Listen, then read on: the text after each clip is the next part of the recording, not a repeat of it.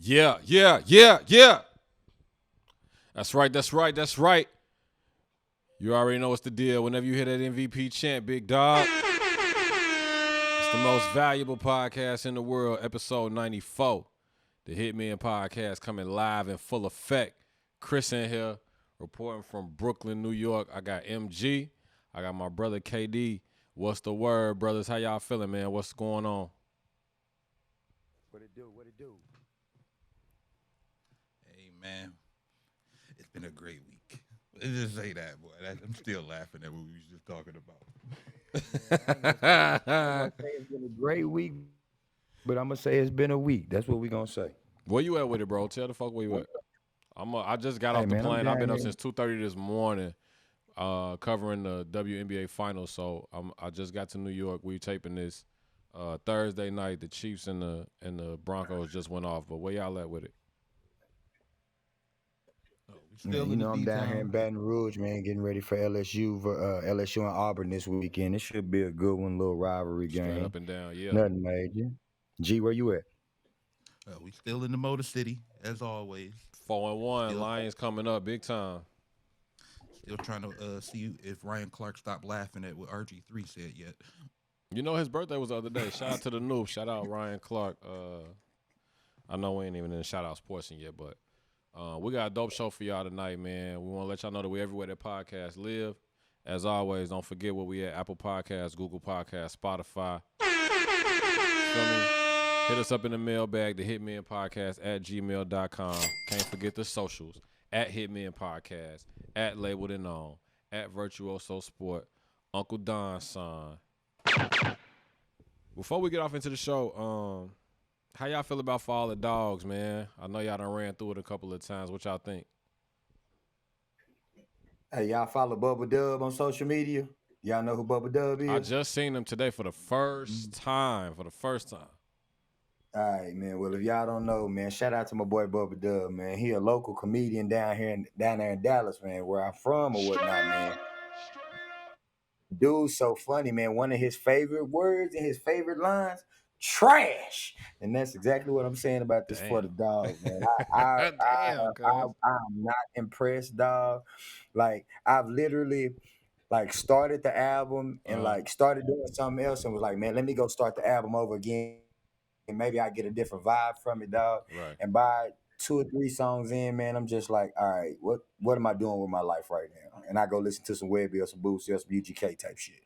I got to get my flair back after listening to that shit, man. I don't know what Drizzy's doing, but this isn't what I expected from his evolution as an artist, but I'm still a Drake fan. What can I say? Straight up. G, what you thought about it, bro? Yeah, it ain't it, bro. It ain't it, bro. It's too long an album on top of that. Like, it's just a lot of bad songs. It's all over the place, right? Like, the highlight of the album was literally Sexy Red. What? What? That was the highlight of the album, bro. That tells you how little I think of the album, bro. Wait a minute. Whoa. That tells you how little I think of the album, bro. Hey, bro, I ain't feeling it. Detroit players is wired different, Kel, bro. Bro said the highlight of the album was That's the highlight of the Sexy Red. Yep. And I'm not a Sexy Red fan, so that tells you I don't think much of the album. I think you spelled J. Cole wrong, bro. Nah, bro. Tezo was cool too, though. Tezo was cool. I'm not really rocking with J. Cole. Tea time. That's crazy. Chris, what you think about that joint, man? I'm gonna let The Rock tell y'all exactly what I thought about the joint. So check him out. Hold on, real quick. All right, I talked to The Rock. He's gonna give y'all my opinion of it. So here we go. Heard it. I literally just heard it. I heard the whole thing in my trailer, and I've got to say, in all honesty, it's the biggest piece of dog shit that I have ever heard. Everyone's laughing, by the way, but it's true because everybody's heard it too. Everyone heard it, right? Everyone's like, yeah, big piece of dog shit. Heard it. Yeah, man.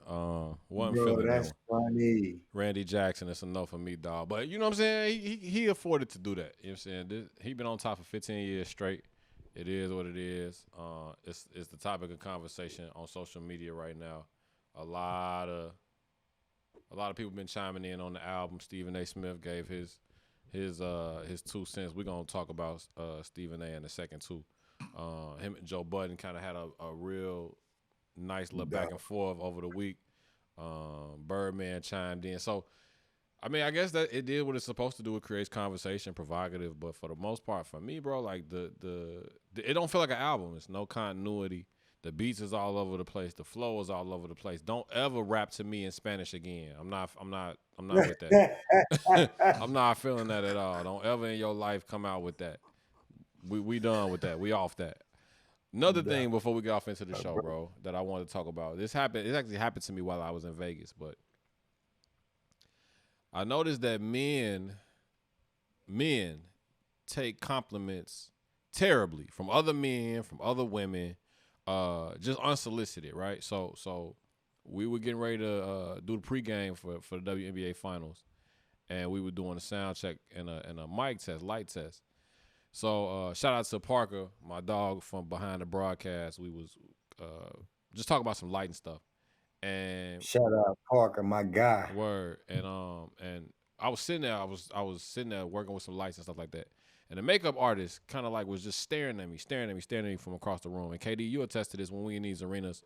A lot of times it's close quarters. So you kind of in a room or you on the court and it's not a lot of walking space. So anyway, she kind of like eyeballing me. I'm thinking like, all right, we just kind of like in close quarters. All of a sudden, out of nowhere, she goes, "You have really beautiful skin." And I just turned into a transform. Like I couldn't say nothing. I didn't know how to respond to it because I'm not used to getting them type of compliments, and I don't really think like that at all. But if it come down to me saying like, "Hey, bro," if I don't know you, if like, "Hey, bro, you got nice shoes on," or "Oh, that suit is fly," or "Your outfit is cold," like we the type to be like Tommy on Goodfellas. Like, you think I'm funny? Funny how? Like, what am I funny? What you mean? I'm a joke? I'm a clown? I'm here to entertain you? You feel me? Like, I don't know if I'm the only one that feel like that, but it's just the kind of the observation I got. When she told me that, I kind of wanted to like leave the room because I ain't really know how to take it for real.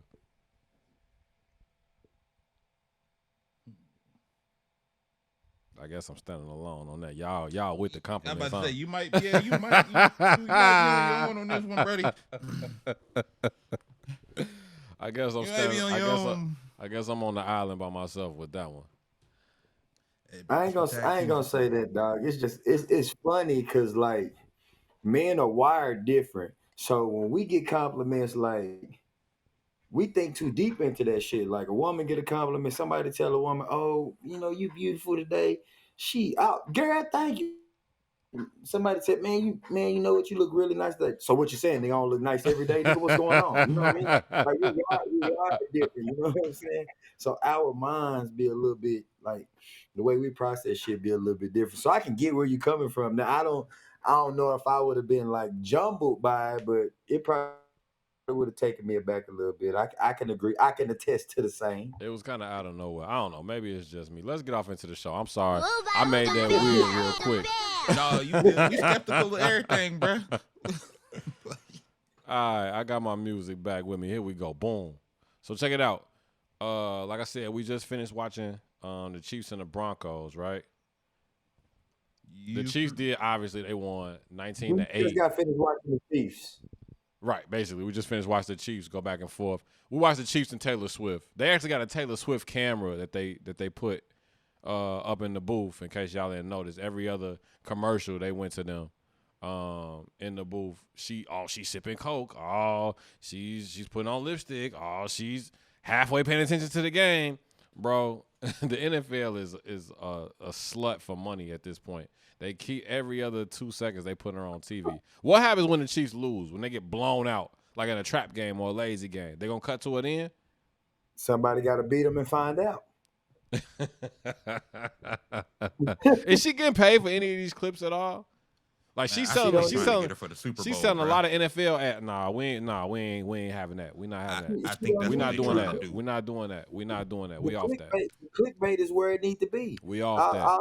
And we off that. Usher, we got Usher in place. We want Usher. Oh, you already know where I'm rocking. Yeah, I want to see Usher out there on the rollerblades now. Yeah, but we off that. We off that. Maybe they trying to get her for a Super Bowl. before They trying to do a Super Bowl groundswell. halftime We off performance. that. Nah, I don't even want to entertain that. We off that. Chiefs, You know, eventually they're gonna be like these last like 6 or 7 Super Bowl halftimes have been really black. Eventually they're gonna throw us the curveball. Yo, you wild. So imagine the Chiefs make it to the Super Bowl, and they gonna go to her in the booth during the Super Bowl? That's kind of nuts, bro. That's crazy. They're gonna put her on the mannequin cast, bro. I mean, right now. So this was my whole thinking with it. Like right now, the storyline for the NFL was supposed to be how good the Cowboys were and what they doing. Huh? What's up with y'all today? Hey, It took us 3 days. That's him, bruh.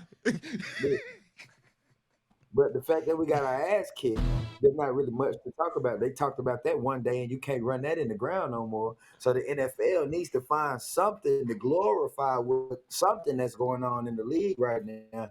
Cowboys supposed to be playing tonight. What the fuck is going on? Hey man, but you know what I mean. So they found a sweetheart, man. They found a face, and I'm glad they got off my boys for a minute, man, because we need a break. Was the T-shirt? Did that bother you? The George Kittle situation? Did that bother you at all? Him and Michael Parsons going back and forth. I got 2 comments about that. Right. If you have a problem with something somebody says, then you do something about it. And 42 to 10, we didn't do much about it. So if that's how he felt, then that's how he felt. If he felt like he needed to make that game personal, then that's how he felt. Maybe somebody on our team put on a fuck San Fran shirt and make it personal and go out there and kick some ass. Maybe that needs to happen. I don't know, but I don't have a problem with what he did. I got a problem with the reaction because hell, you can't get punched in the mouth by somebody and then tell them after the fight, okay, I'm gonna see you again. But what happened when you saw me this time? You heard. Story on the field tonight wasn't much about Denver and Kansas City, but more so behind the scenes, and it's gonna be the trend of the show tonight. Check out Steve Smith on the was it the pregame or the postgame? Pregame, I believe. Pregame. Speaking on his interaction with Jerry Jeudy, check it out. A short while ago, Broncos wide receiver Jerry Jeudy was walking by, and Steve called out to him, and he got a different reaction. I called out to him because on my podcast, Cut To It, I just talked about guys that maybe have not showed up in a way or in a manner. And so the word that I've used to describe him in the past was a jag, just a guy. Just a guy.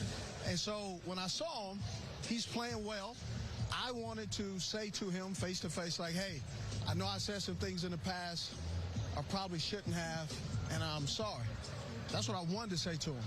His response, Mike Robb and Bucky, was ninja. Ninja. Yes, I'm using the word ninja. I'm just using the word ninja. I don't mess with you. And it was a curse word. And so I was like, all right. And then he repeated it. So I'll say it again.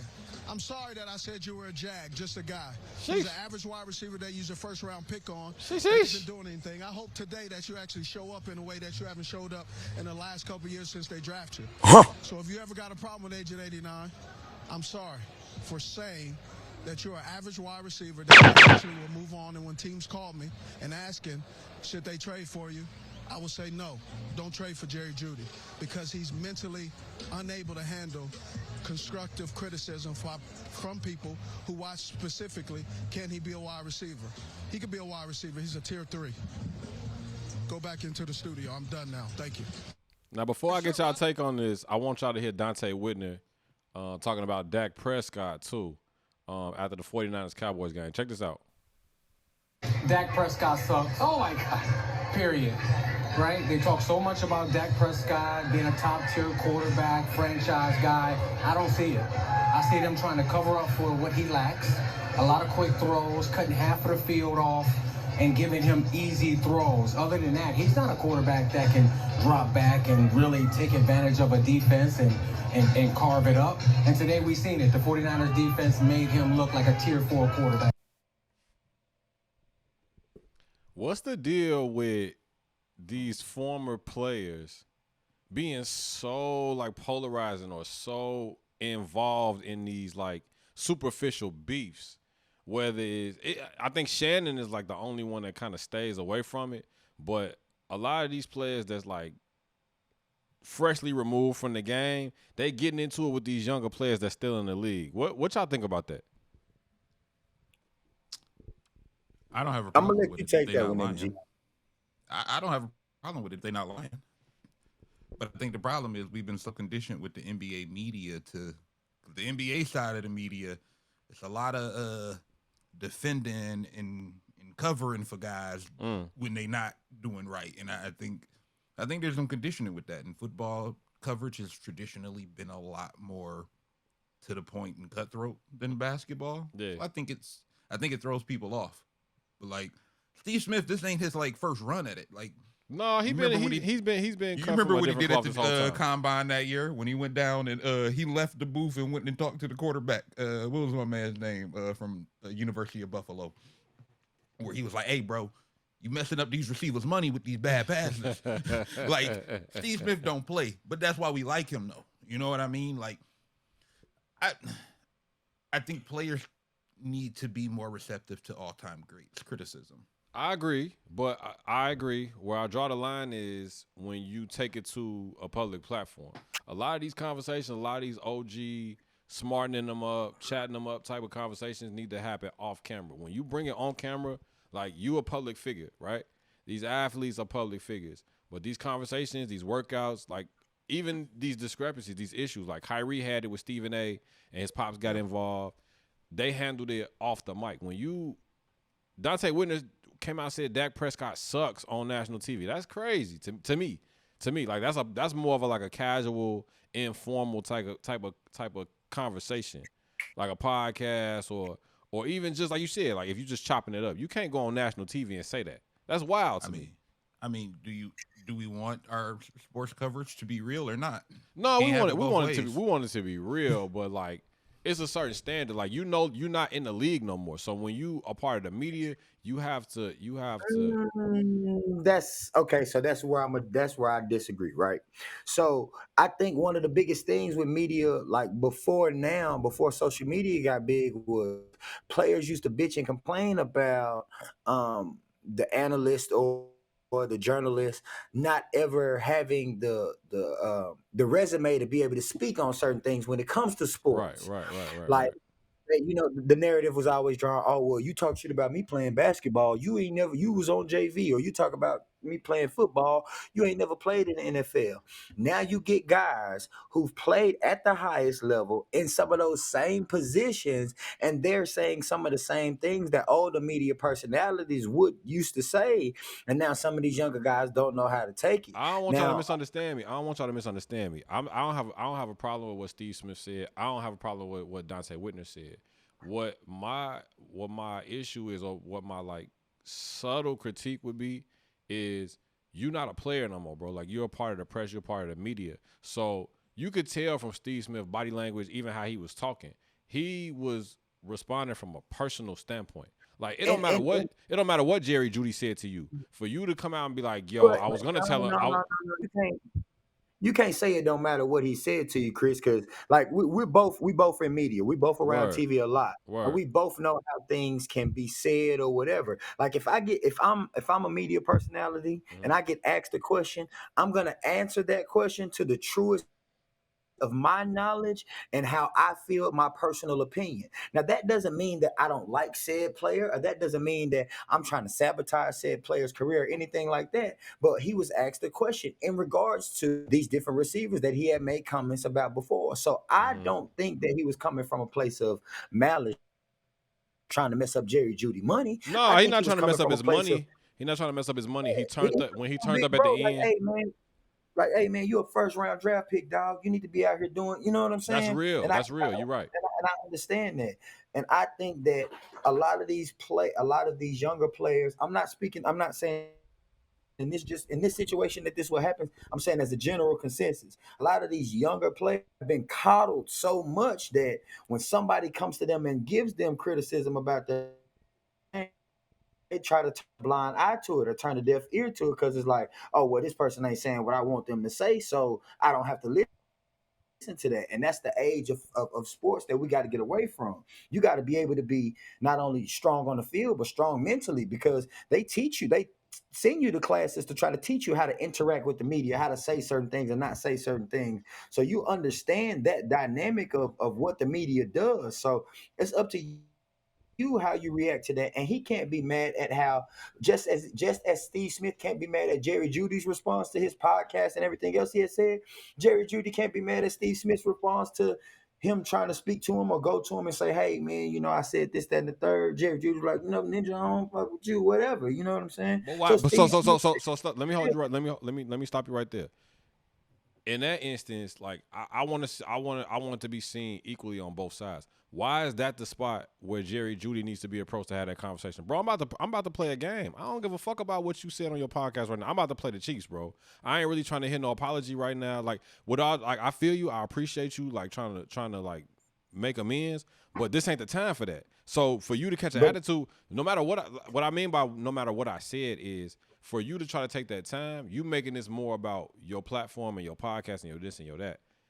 Bro, we can have a conversation about that offline on a text message, pre-game, pre-warm-up, whatever. You going on your platform, you going on your show to big it up. And then when I come out here and say like, yeah, I don't fuck with you, I don't fool with you, I don't bang with you. Then when your co-host asked you about it, he turned up on it. He's like, I was gonna apologize, but now, nah, you sorry. And not for nothing, Steve Smith had a point. Jerry Judy had 3 catches for 14 yards tonight. He really didn't give them much production. He really didn't make much of a difference one way or the other, and the Chiefs doing what they wanted to do. And they only scored 19 points. They only needed 19 points to beat them. You feel me? But by the same token, if we in my arena, right, this used to be your arena, so you understand where I'm coming from. I'm not trying to have no whole conversation with none of y'all before the game. My mind is on football at this point. So for you to want to holler at me about some conversation about some shit you said, bro, we'll talk about that later. But right now, I'm in the zone. I'm in my mode. I ain't really trying to hear that. So he can't really be mad at him, especially coming from that space. Is he really in the zone? Is he really in his mode? Obviously not. What I'm saying is Steve Smith should understand that even more so than Jerry Judy. He played longer in the league. He had a more prolific career than Jerry Judy. And at any rate, for you to be like, yo, bro, suck, he this, he that. Bro, you was a big dog in the league. If you want to see me do better, come holler at me. And then if I'm an immature receiver, which most of them are, when they come in young, they getting that money, they don't want to hear no criticism. That's just the wave of that situation right now. You've been in that position before. You know how to better handle that. He's been a coach outside of just being in the media. He's coached the youth. He's coached college players. He's coached JUCO players. He come from that situation. So like, I don't know. I just think that he kind of baited himself. He didn't even let Judy bait him. He baited himself into a situation where he turned up.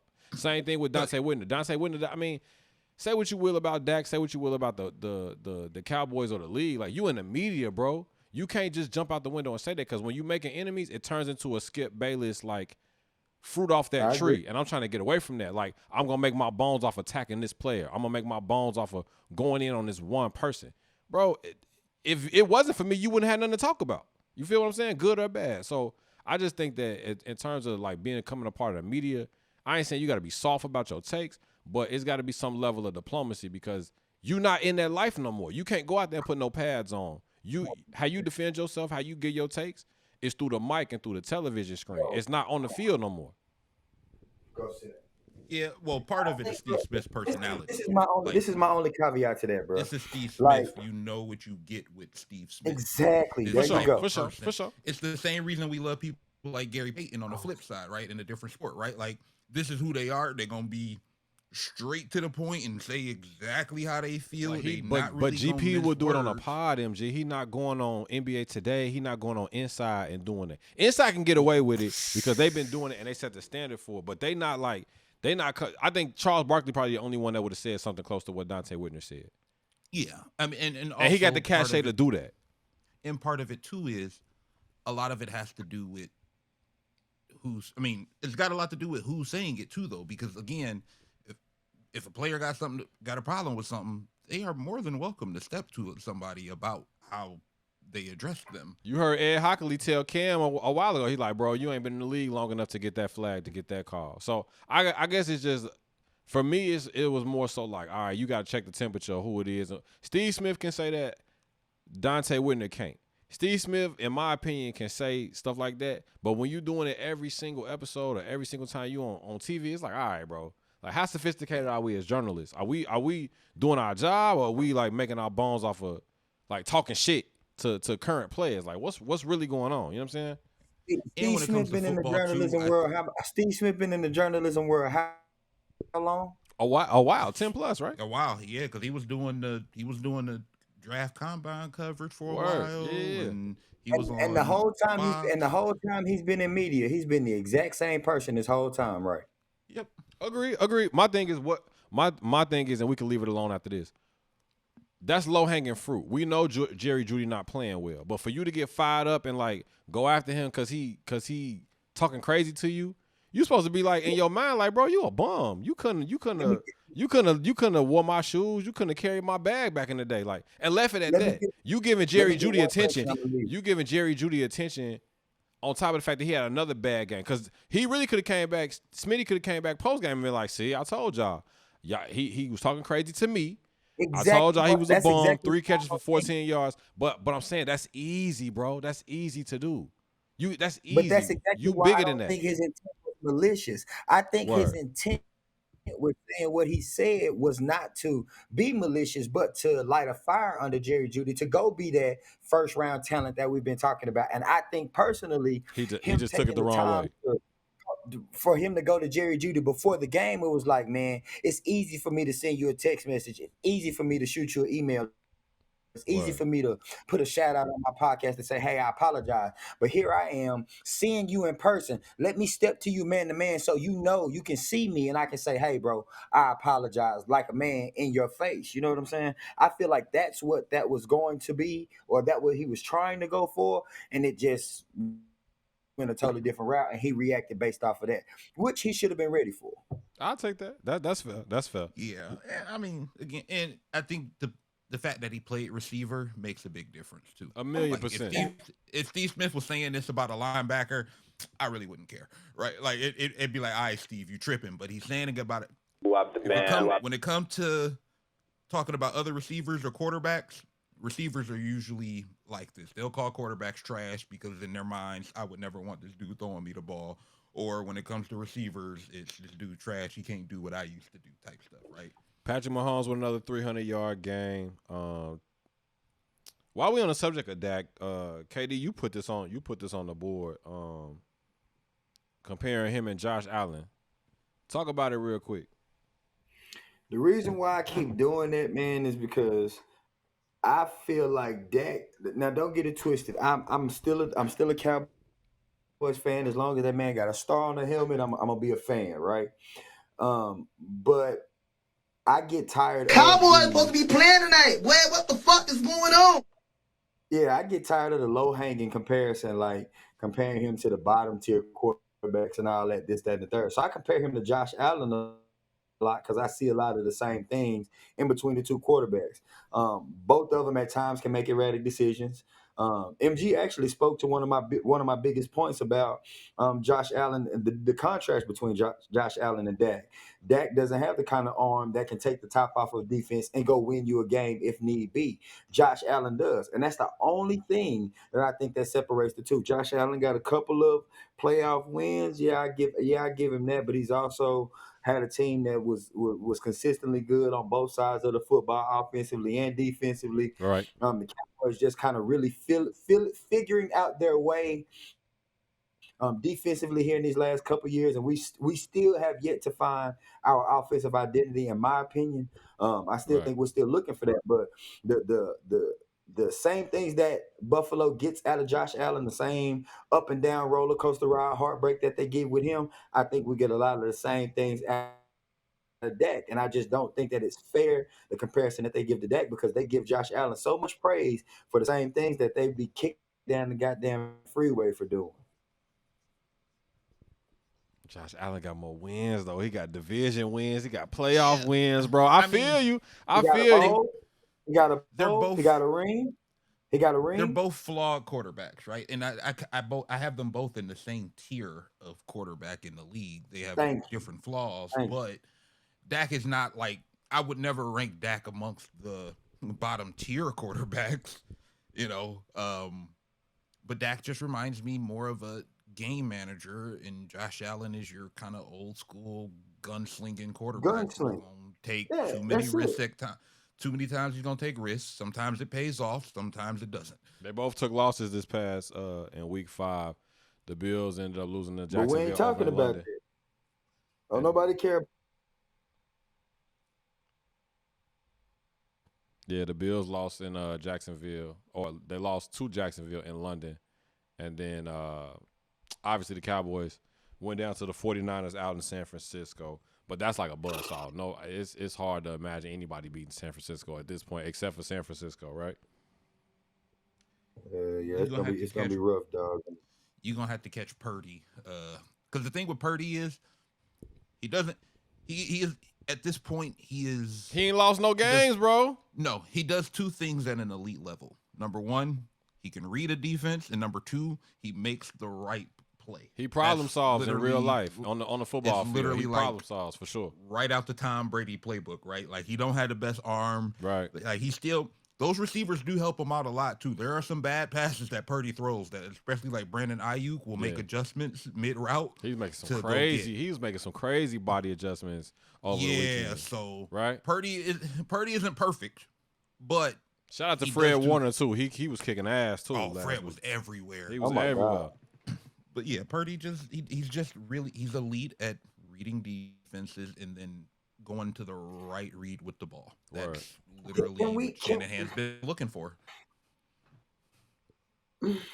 I'm not ready to say that Brock Purdy is elite with I'm not ready to put him with the elites just yet.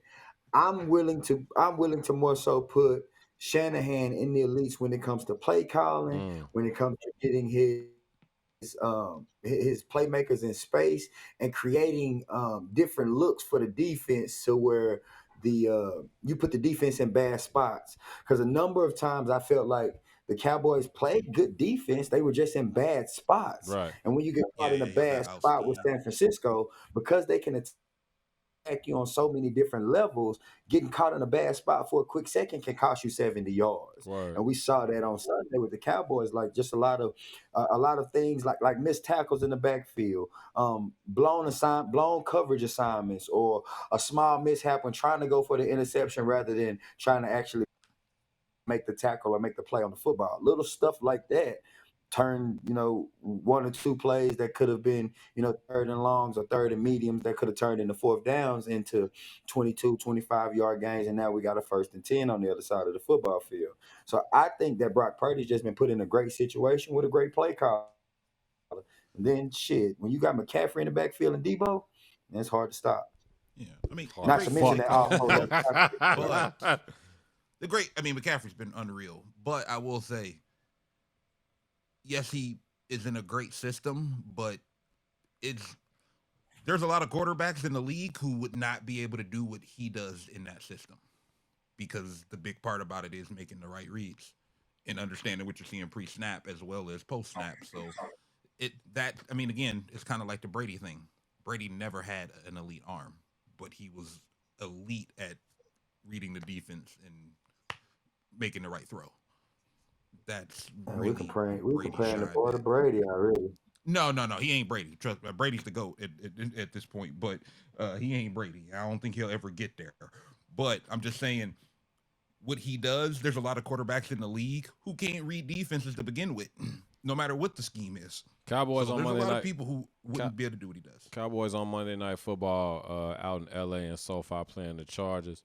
Yo, Lions 4-1 playing the Buccaneers at the. It ain't my Lions. I'm a Rams fan, boy. What you mean? The 2-3 Rams. The disrespect gotta stop. Hey, we just got Cooper Kupp back, bro. We got white Cooper Kupp and we got Samoan Cooper Kupp. We rolling. We rolling. The Rams. The Rams were 0-2 at home. They're playing the Cardinals over the weekend. Josh Dobbs coming into town. I think the Bears is off. Nah, we're playing the Vikings. I'm lying. We got the early game, noon. Playing the Vikings at the crib. Might be Kirk Cousins' last game in a Vikings uniform. Last little bit of noteworthy news from the NFL. Jonathan Taylor re-signed with the Colts after holding out, missing out camp, coming back on the PUP list. 3 years, $42 million. I thought the Bears were going to try to make a run at him after they lost David Montgomery. I thought the Browns might have tried to do something after Chubb went down with the ACL, but Jonathan Taylor, who's 25 years old, I think, 26, something like that, was in the MVP candidate race last year. He re-signs with Indianapolis. If Anthony Richardson can stay on his fucking feet, shit, concussion, shoulder injury, they might be all right. Hey, I think I might be willing to shut Anthony Richardson down. This kind of nuts. All right, bro. You going a little too hard, bro. Like, we feel you. You want to make an impact, bro, but chill, dog. Chill, bro. Yeah, he missed one game, and then he hasn't finished any of the other games. You know what I'm saying? Like, relax, bro. Relax, bro. Let's just bubble wrap him a little bit. Let's talk NBA, man. Let's talk Stephen A. first. Like, I ain't gonna hold it. So, in case you've been living under a rock, Stephen A. has a podcast outside of First Take. It's kind of like his album versus his mixtape type of deal. The mixtape is the Stephen A. Smith Show. It's gaining steam, gaining numbers, but he had a lot of spice on his taco and his burrito the other day. It first started with him and Marcellus Wiley kind of going back and forth about the friction between Stephen A. and Max Kellerman. Max Kellerman obviously had a relationship with Marcellus Wiley from Sports Nation. But Stephen A. had something to say. He had some side swipes, some stray bullets out there for a certain somebody. Take a listen to this.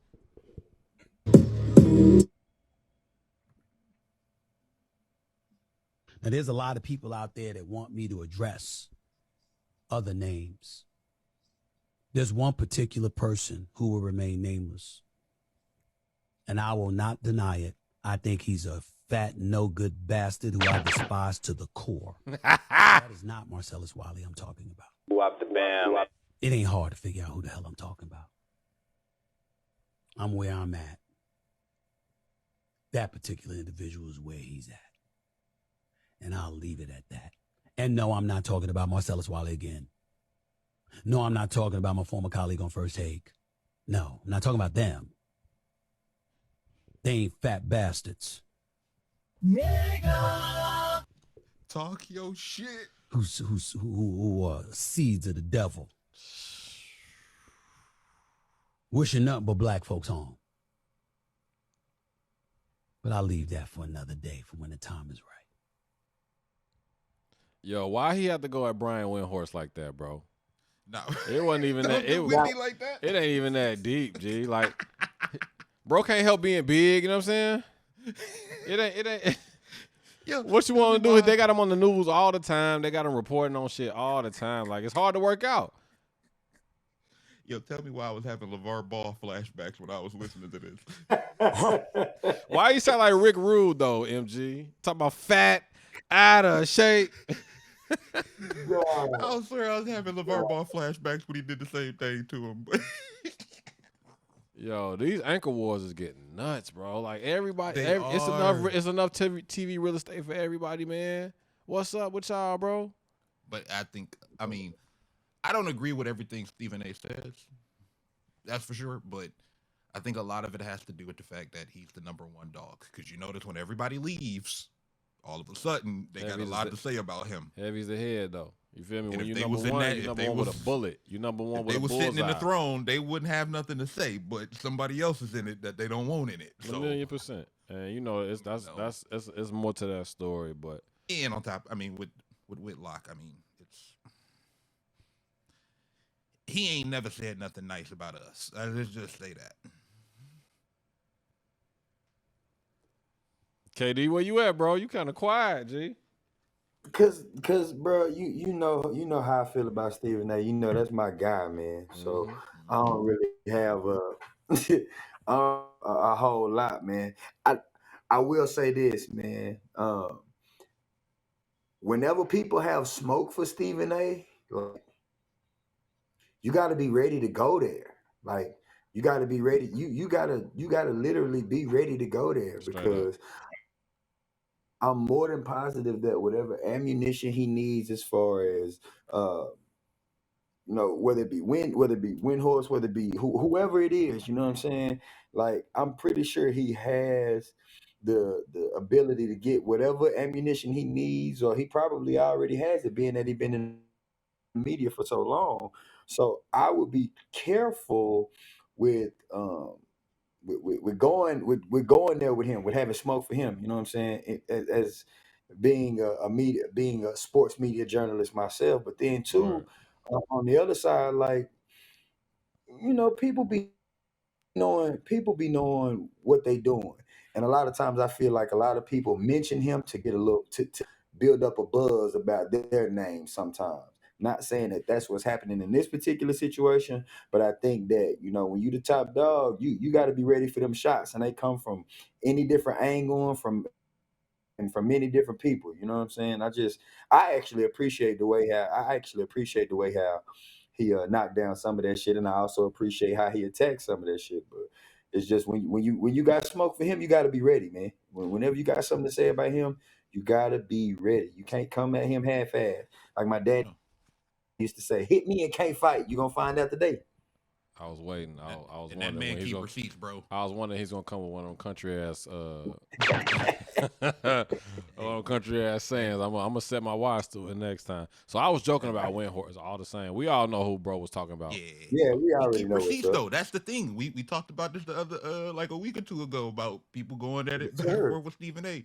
That man keep receipts. Straight up. And and when down. he take the gloves off, he take the gloves off. It ain't no I'm gonna hit you with a little light jab. No. When he throwing hooks once he take the gloves off. Joel Embiid said he gonna play for United States, even though he was born in Cameroon and was playing for, I think, the Spanish national team or the French national team. French. All of a sudden now because his son was born in the States, he gonna play for America. Same thing was said about KD. I think I got the list. I gotta pull the list up. There was a bunch of them that basically said that they just jumped out the window and was like, yeah, we playing. And Team USA was like, KD, Book, nah, Joel. all y'all not playing. Some of y'all might get an invite. Not all of y'all is getting the invite, bro. Yeah, they all of them don't need to be there. Honestly, look. We can try to. I mean, they can come. They can come watch, but like, I mean, the whole loading up with talent. I don't care. I don't care who they bring with talent. If Embiid ain't there and they ain't got no bigs, they not winning. So thank God Embiid is going. Kevin Durant. Oh, hold on. I got it. Hold on, y'all. I got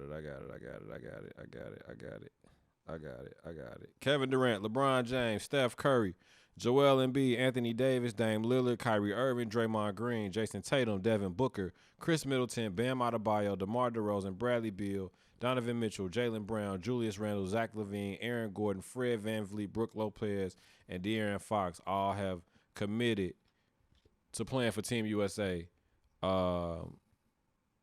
Team USA will not be extending invitations to all of those players. So no, and we know two names that they're for sure bringing is Bam, and they're trying to get Drew Holiday to come back. Yeah, that was after the trade. They said they're gonna try to get Drew to come back after he went to Tokyo after the championship. Back, So let me ask you this: off that list, they said everybody on that list. Everybody on that list not gonna go. Right. If you gotta take two names off of that list right now, who you taking off? Chris Middleton. Zach LaVine. Zach LaVine. Chris Middleton. Was Chris Paul on that list too? No, Chris Paul not on the list. Okay, I was about to say he can go too. Honestly, DeRozan don't need to be there, and I like DeRozan, but he don't need to be there. DeRozan and Middleton for me. I said LaVine. I meant to say DeRozan. DeRozan and Middleton coming off. One thing I'll give LaVine is, and on top, most of these dudes ain't gonna be healthy come time to even make the team. Like, come on, what are we doing? I don't need Dame there. He didn't play good in the last one. He didn't. You're right. I don't need Dame there. Like, bro, give me. As long as Steph and Embiid is there, I think Anthony Edwards will probably be back because they're building him up as the next like young face of USA basketball. So I think Ant will be back. Give me Embiid, Drew Holiday, KD, Book, Bron gonna be there obviously. I mean, that's for the most part. That's really mostly all you need. You just need it. Like, they needed some bigs, like somebody who can grab a rebound. One of the guards that wasn't mentioned but will probably more than likely be there is Ja Morant, serving a 50-game suspension from the situation from last year. D Rose got picked up as a guard to supplement them. Marcus Smart is also there. But D Rose was at their media day, and when they asked him about his plans or what his role was going to be, he basically talked to Ja through the media. Told Ja Morant, like, I ain't here to hold your hand. I ain't here to babysit you. I'm here to push you. You know what I'm saying? Like, I went to school out here. I made my name, made my bones out here. So when you come back, just know you better come back in shape because this ain't that. I love that coming like from a true Chicago hooper, but I also love that for Ja Morant. It's time to grow up. You feel me? It's time to step into them big boy shoes, them big baller shoes, and I think that's a great mentor for him to have because he gonna give him that tough love, right? He gonna show him like I'm gonna show you what it. I was Ja Morant before, huh? Is that not similar to what Steve Smith just did to Jerry Jeudy? He didn't call him a bum though. That's the difference. No, he ain't calling him a bum. he basically telling him like I was Ja Morant, bro, before you was Ja Morant. You feel me? So when Marcus Smart said the same thing too, though. He was like, "I'm not here to babysit Ja. Like we here to help each other get better and win." Word. So we ain't got time to be holding nobody's hands, sitting with them after the game is over with, making sure they make it home safe, playing video games. I'm like, nah, bro, we're gonna get this work in. I think that's the best thing for him. Still got a point to prove he can still play, which I mean, he looked good in that preseason game. So, but G, we've been saying this for over a year now. Some of the things in the league that we miss seeing is like who's the gangster, like who's the gangster in the locker room, who's the OG, the elder statesman who's gonna be the adult in the room. You feel me? Like everybody keeps saying like, all right, who's gonna be the Tim Duncan or the KG, the one that's gonna get everybody like on track or on course. And I love the fact that D Rose, wherever he's gone, whether it was Detroit, Minnesota, New York, he's kind of been who people are looking up to. And he really was one of them, right? He was really a big stepper in the league before the young boys came in. So it's not like he's just blowing smoke or he's just talking crazy. So when I talk, like, you got to listen because I come heavyweight. You know what I'm saying? Like, when I hoop, I won an MVP, the youngest in the league to win it. Took my team to the Eastern Conference Finals, young boy. So I know what it's like being on the road. I know what it's like making them M's and doing your thing and being the face of the league. You ain't teaching me nothing new under the sun. So when you come to me with a situation and think I can't relate, I think this one of the best things that Memphis did was bringing him in, not just to compete for that job, but to push John and get the best out of him, get the most out of him. You know what I'm saying? Yeah, and I think, D Rose having gone through it, Marcus Smart having gone through it, they probably looking at it too like, yo, bro, you just lost all of that money because you don't get the Supermax now. You lost all of that money on potential shoe sales. Because you ain't got nobody around you. You ain't got nobody around the marketing. If losing almost like 60 to 80 million off of losing Supermax and shoe sales, it ain't enough to make you change, bro. It ain't nothing I can do to help you out.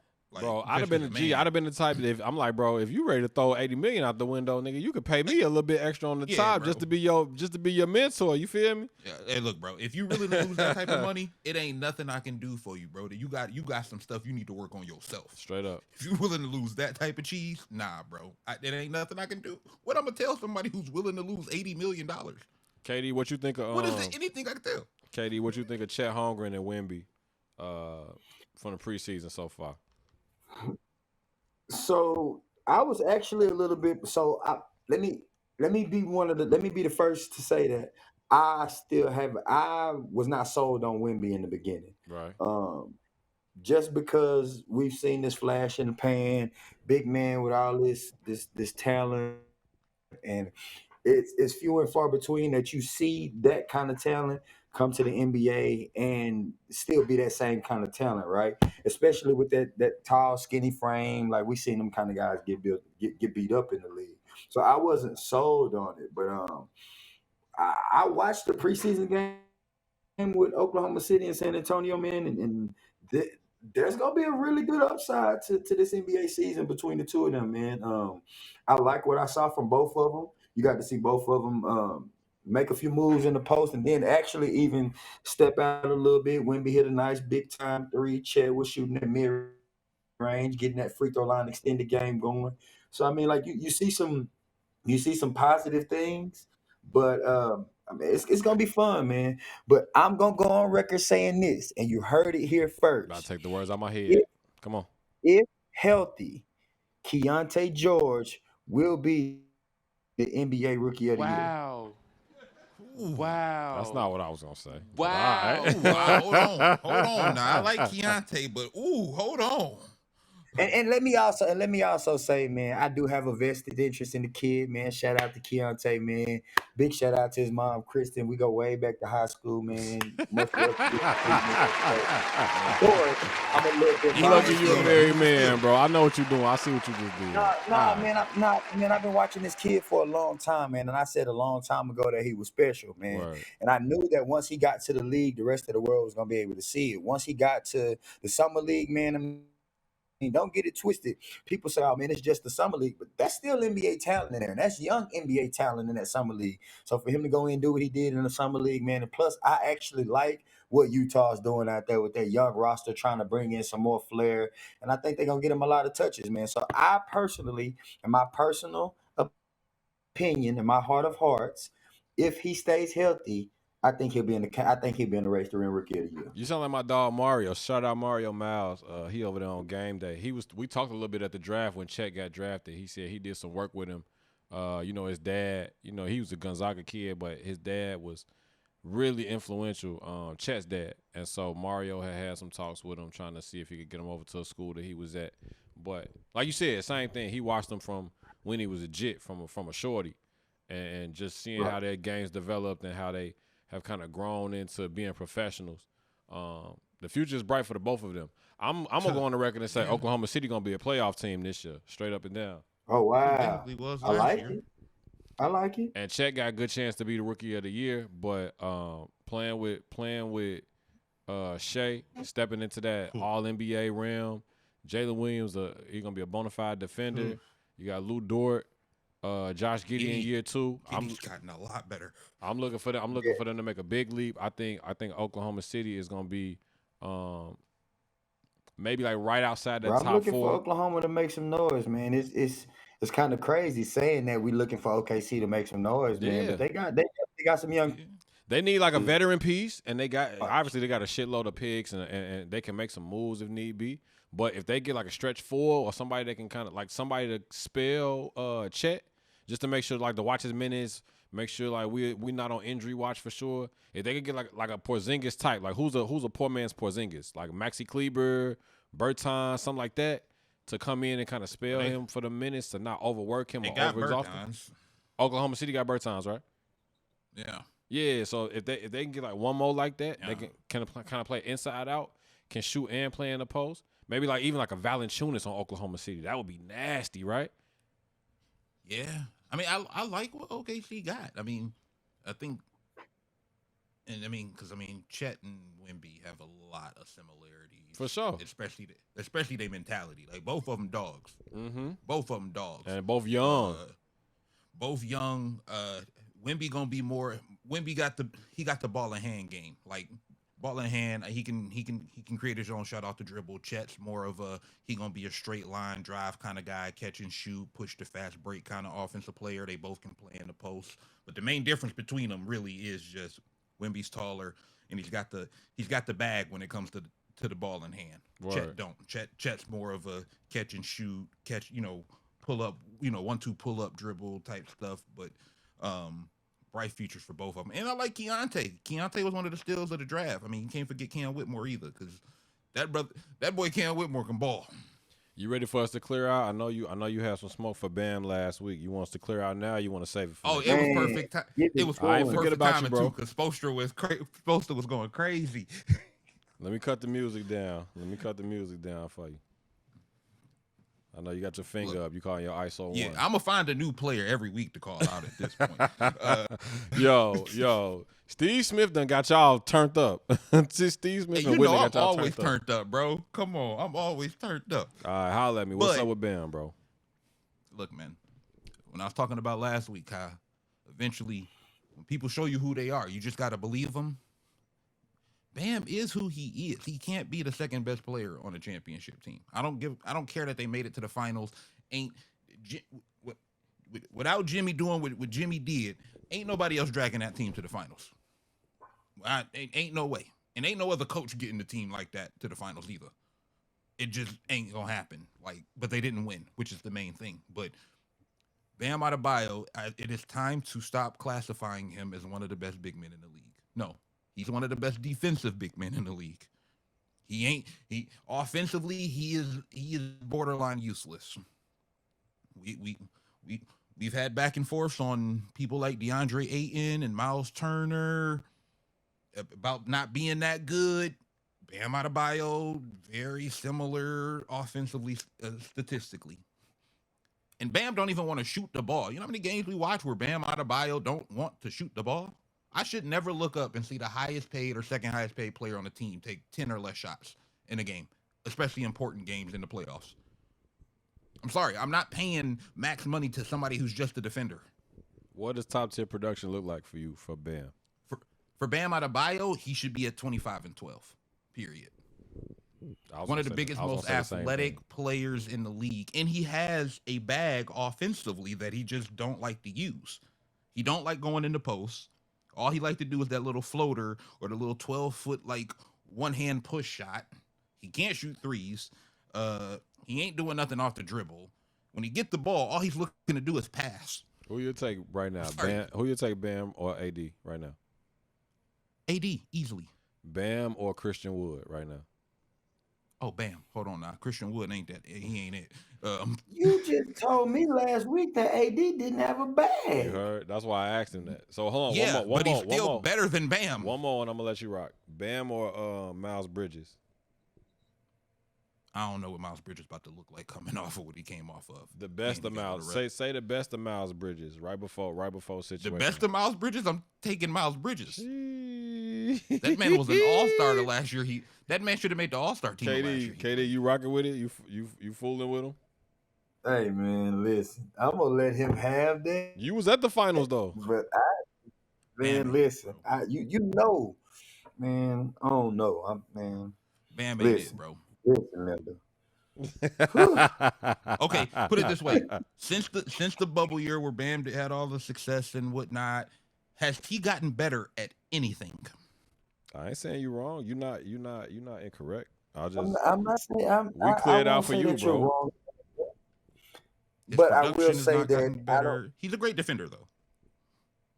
I mean, you don't need. Do you feel like Miami needed? They have lacked scoring. They have lacked scoring. Like, that's been the big issue. That's why they was going after Dame.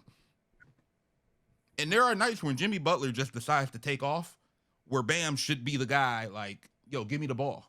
And we're talking about modern NBA where most players are 6'7" and under, 6'8" and under. Like, I should never see what people classify as an elite center in today's short league average less than 25. Period. Let's do the rundown. It ain't really much of nothing, but y'all saw they did a shock drop of the Cherry 12s. That's one of the holiday joints. Yeah. That was one of my favorites all time, bro. All time when I was caught me at a bad time, man. I just copped the Spider-Man PS5 bundle, bro. They caught me at the wrong time. Yeah, that's a decent little cop though. You seen they got the Slim joints coming out too, the PS5 Slims. Man, they getting over on people, bro. They pinching dollars out of people. Yeah.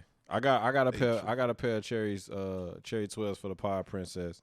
It should be coming in a little bit. I also got the playoff Ace. Y'all see him back in the background. I got my set looking real righteous. It's coming together. It's coming together. Katie, you cop something for Cam? Man, you know, I ain't rocking with that, man. You know, she's still kind of small, man. So I ain't about to spend $80, $100 on these Jordans just yet.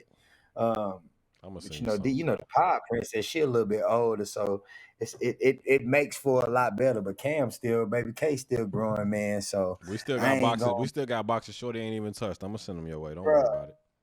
And I don't want to be in that. See, I don't want to be that guy. I know me, and I go overboard, and I don't want to be that guy. I got you. Courtside Chris, Confetti Chris gonna take care of his niece. Don't even trip. Confetti Chris. Don't even worry about it.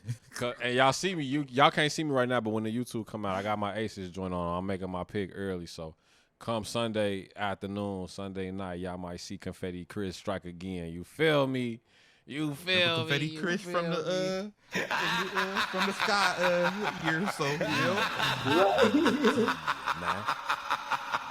All right, I got the game show hooked up for y'all finally. Shout out to my boy Tyson, Big Dog Rod. We figured it out yesterday, a couple days ago. It's been a long time coming, but we got to get this back in order. So, boom, here we go. Game show. I'm going to clear out. I'm going to let y'all two go at it. It's pretty easy. So, we're going to give you 30. We're going to give y'all 30 seconds. It's going to be a back and forth. Don't matter who go first. You have to name a player whose first name, last name, or nickname is a color. So, for example, like Anthony Black, right? It can be from any sport. It can be from any sport. But if you trip up, slip up, can't find one, or if you repeat one that's already been said, you lose, all right? We're going to start 30 seconds. MG, you first. Your time starts now. Let's go Draymond Green. Kobe White.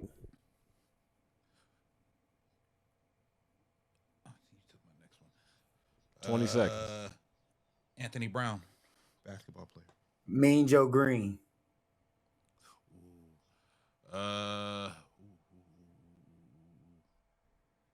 10 seconds. JoJo White. Who did he say? JoJo MG up 3-2.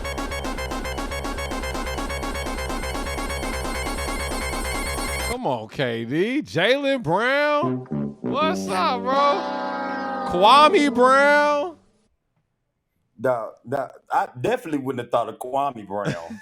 Kwame Brown. Don't forget my No mama's disrespect. cooking, man. No disrespect to the bull, man, but I was not thinking about that guy. Y'all could have did Mason Plum, No, it's Kelsey Plum. it's You AC feel me? Green. AC Green. No, it's so many we missed. Yeah, I thought this was gonna be AC a I'm Green trying to would be think, one ain't of nobody y'all, named bro. Blue. Who is that? Say what? Y'all could have did Nikki Blue, the coach of the Mercury.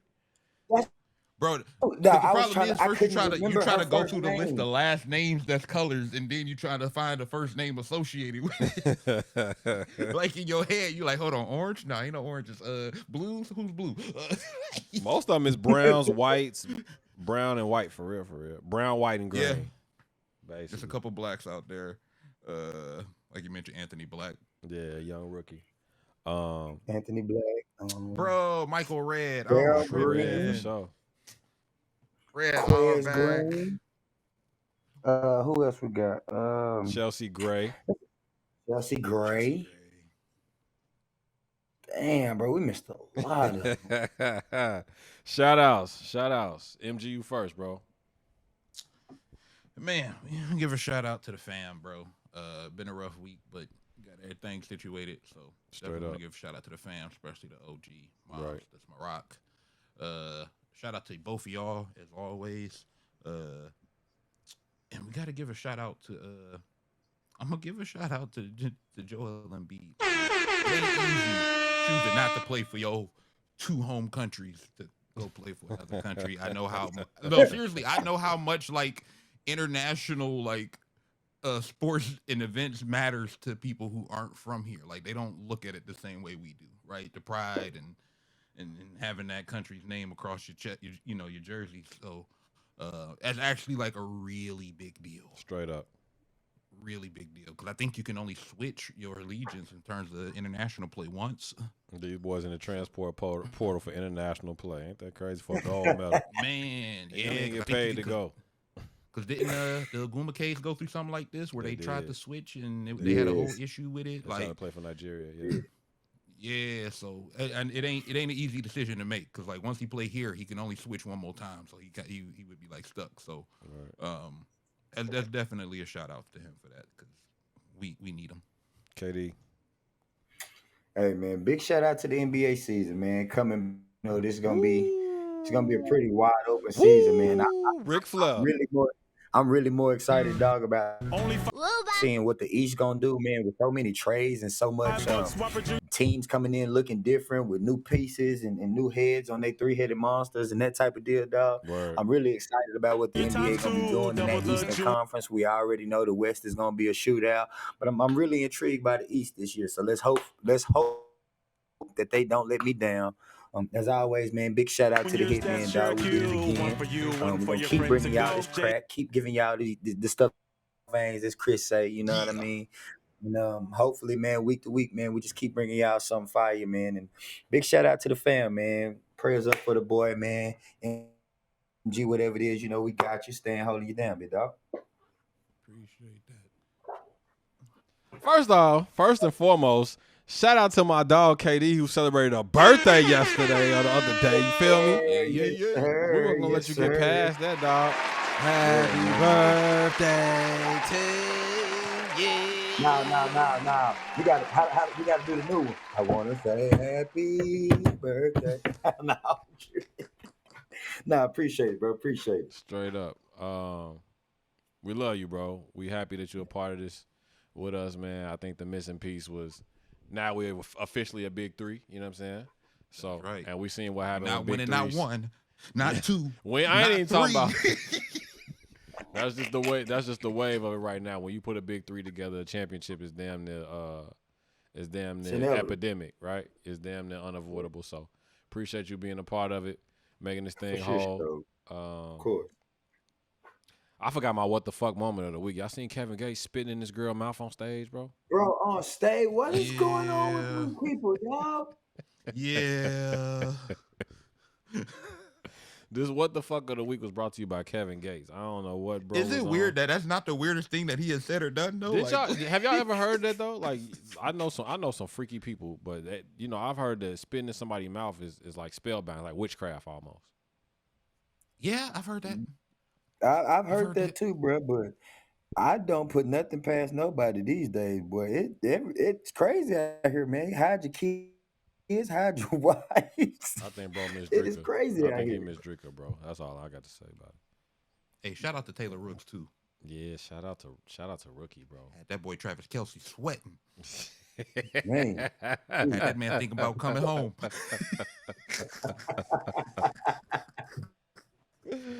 It was just crazy. Hey, man, that's what I look forward to most with the NBA season is her interviews, man. You know somebody gonna say something wild this year. Samba shout out to all-world, all-legend Hall of Famer Dick Buckets passed away last week at the age of 80. I actually just seen, bro, at the Bears-Packers opener. He was pretty much like the master ceremony. But I ain't got to run that resume down. If you don't know it, you don't know football, man. All-world legend Dick Buckets passed. We appreciate you for everything you did on and off the court, on and off the field. Shout out to my brothers, man. Like I said, I can't do it alone. I appreciate y'all tapping in. We were supposed to do it one day. Games went late. Supposed to do it another day. Had family emergencies on the other side. We got it together tonight, so I appreciate y'all with the commitment, with the dedication. We're going to take this pod to the top, I promise. So, shout out to my dog, Terry Roseland, CJ, Darrow, I Ain't Going, Bree Specific at What's the Word. See y'all at the top, man. Like I said, before we get out of here, one more time for the folks in the back. We everywhere that podcasts live. Apple Podcasts, Google Podcasts, Spotify. Check us out in the mailbag, the Hitmen Podcast at gmail.com. Hit us up in the socials at Hitmen Podcast, at Labeled and On, at Virtuoso Sports, Uncle Don, son. And with that being said, man, we appreciate y'all for tapping in. Don't forget, each and every time we do it, crack open that yellow top and shoot it straight to your veins 24/7. Don't ever forget in your life. What happened here was a miracle, and I want you to acknowledge it. All right, it was a miracle. Can we go now? We on the road to 100. Peace and love. We'll catch y'all next week. Holla!